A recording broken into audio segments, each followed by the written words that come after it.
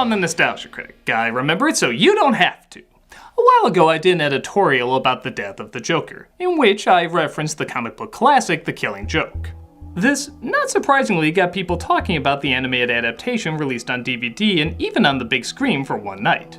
There was a lot of hype around this. People have wanted to see this for years. Mark Hamill said he wouldn't play the Joker again unless it was in The Killing Joke, which naturally led to his return. It looked like the comic, it had an R rating, all the pieces seemed to fit into place. But then following a disastrous preview, people suddenly turned. A scene of Batman and Batgirl doing each other started circulating, reviews were turning out very rotten, and what was originally the most anticipated animated DC release ever became the most dreaded. Thus, when it was released, almost inevitably, people hated it. What happened? Who thought these were good choices? Where's the cinematic portrayal of the timeless classic we all know and love? Well, I too was pretty surprised at how bad some of the choices were. As the smoke clears, I do have to ask, is it as bad as everybody says it is?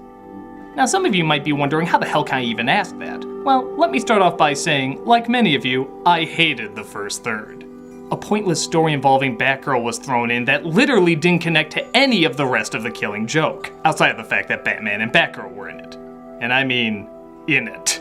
The reasoning for this was not only did the film need to be longer for a theatrical release, adapting the original comic would probably run about 46 minutes, but Batgirl in the Killing Joke comic gained controversy from leaning too much on the woman in the fridge trope, where a female character is killed or maimed just as a plot device. I guess that was done a lot at the time, but I don't know, I think a lot of comic book characters would be grateful to have that treatment nowadays. Hell, even a few Robins I bet wish for that outcome. I can see where people are coming from though, and the idea of giving Batgirl more to do didn't seem like a bad one. Especially seeing how she did little in the original and making her role bigger would make her fall all the more tragic. Ironically though, in trying to make her stronger, they actually made her weaker. By bat-bonking in what many consider an uncle-niece relationship, obsessing over Zed Bonk by talking to her gay best friend. Yeah, we're doing that thing. And like I mentioned, having no connection to the Killing Joke whatsoever. Even the dialogue seems jarringly different when the word-for-word text begins in the Killing Joke portion. Just compare them. I need to know that I'd made a genuine attempt to talk things over, to try and avert the inevitable. It was just sex, for God's sake. It doesn't have to mean anything. It's not like we have to care. I don't care. Somewhere dark and cold, filled with the damp, ambiguous shapes of things you'd rather forget. Must be that time of the month. I don't know what it was that bent your life out of shape, but maybe I've been there too. And they say the gay scene is complicated. What? What, two different people wrote these parts? They blend so seamlessly together! To its credit, the first third is animated well, paced well, and acted well. But for many people, there was no overcoming this distracting mess that left a bad taste in everyone's mouth through the rest of the actual Killing Joke portion. That's a shame because when it actually gets to the Killing Joke part, it isn't that bad. It's actually incredibly faithful. It's crazy how much they tried to get down the exact look and feel of the comic. It's about as close an adaptation you can get to a panel-by-panel interpretation.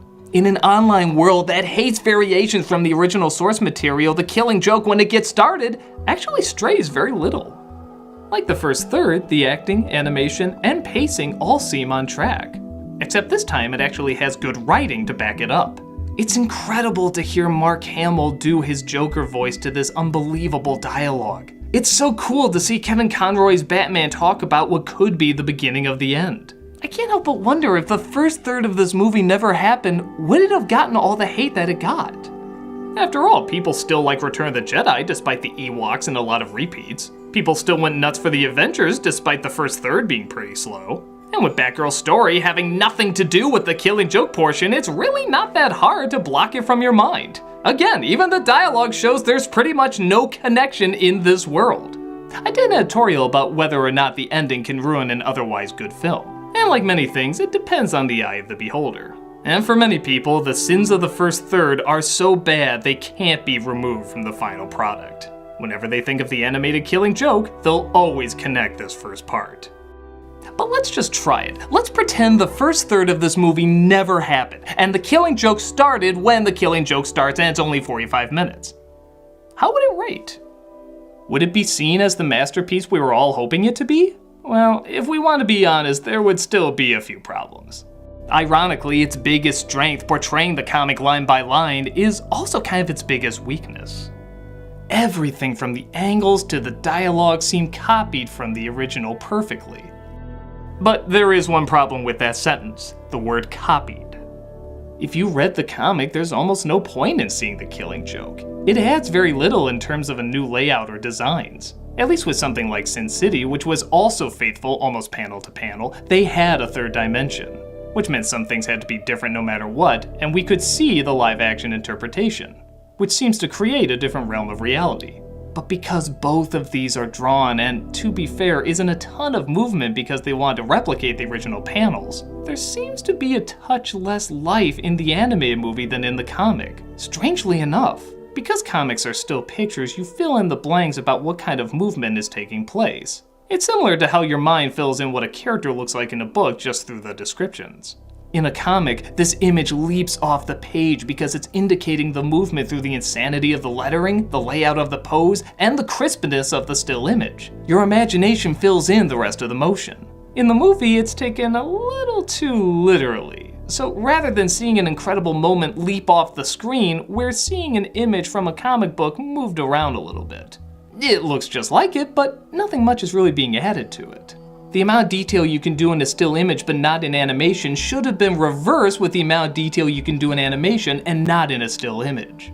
And funny enough, if the same amount of attention went into applying the movement of the first third into the story of the Killing Joke, this could have been amazing. Imagine the movement of the truck scene done with this reveal of the Joker. There's other missing details too that would have helped make this more of a spectacle.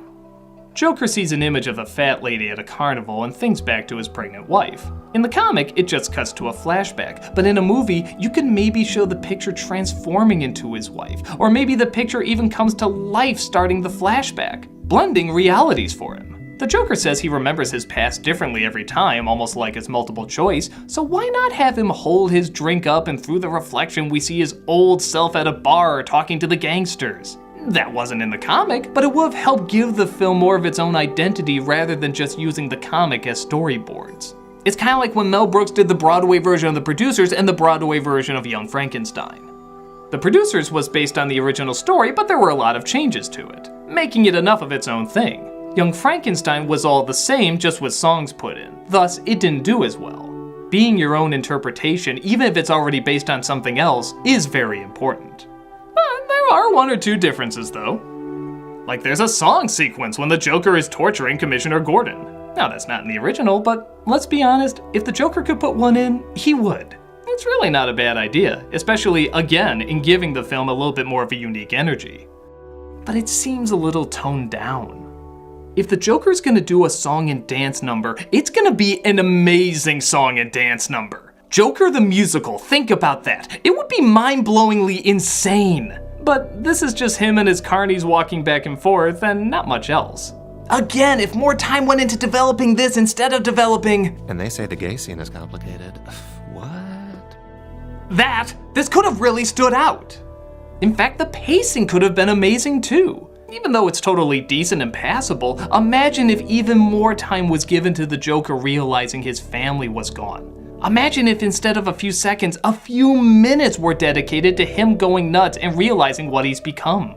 If several minutes were added to each scene, either in dialogue or visual storytelling, this could have been phenomenal. With a comic, you have to keep things short and tight because you only have so many pages you can print and so many word bubbles you can fill. And truth be told, Killing Joke was probably pushing both of those already. But in a film that's already short on time, fill it up. Maybe Batgirl could have been helping Batman find the Joker before she gets shot. Maybe the Joker could return to his empty home after he's transformed. Maybe he can tear it apart or set it on fire or laugh, I don't know. Maybe everybody could visually take in what's being lost as opposed to just talking about it. Even the final scene, which people in the comic are still up in the air about whether or not Batman is placing his hands on the Joker's chest laughing or strangling him to death. Granted, it'd be very tough to keep that open to interpretation in a movie, but it could be done. Have the Joker's laugh spring louder when Batman puts his arms on him, and have the Joker sway back and forth in emotion where it can either be him laughing or being strangled. It's tricky, but it could work. So much of this could have been downright brilliant. But for all the talk of me saying how much better it could be, here's the thing. The Killing Joke did technically give us exactly what it promised. It gave us the Killing Joke. Even the first third is described as a prologue, a separate story to get you ready for when the Killing Joke actually starts. It just sucked at it. However, when the Killing Joke started, it did everything in its power to give us the Killing Joke. This both worked for and against it. It does look like the comic, it does follow it as closely as possible, and it does try to add one or two new elements. Like I said, audiences can get very fickle when anything is changed from the original source material. And while the critiques I gave earlier definitely bother me, can we really be that angry at the Killing Joke for giving us the Killing Joke? It's like if before Harry Potter there was a prologue on Ron Weasley's backstory that was written horribly. Yeah, that would be weird and suck, but Harry Potter fans would still get an obsessively faithful version of Harry Potter. Would that prologue be enough to throw the whole thing off, or would they still be satisfied? Personally, I think when the Killing Joke part starts, it's okay. It definitely raises the question of what adaptation should leave in, take out, or add. But you can't argue that the film isn't giving exactly what it advertised, the Killing Joke with an extra prologue attached. I know a lot of hard work goes into making any of these movies, and even though the mistakes of the prologue are pretty painful, it doesn't necessarily mean it should erase what many would consider on its own an adequate representation. Amazing? No, but not awful either. Had the prologue not been there, the reaction most likely would have ranged from good to okay, and not gotten nearly the backlash that it got. But many can't separate the prologue, and I guess that's kind of understandable too. It is part of the Killing Joke. They could have cut it out, but they left it in. You can't help what you like or dislike, it just leaves whatever impression it leaves on you. But for fans that want to see the Killing Joke on the big screen, maybe, like the comic, it's an interpretation you possibly may want to think about one more time. I'm a nostalgia critic guy, remember, so you don't have to.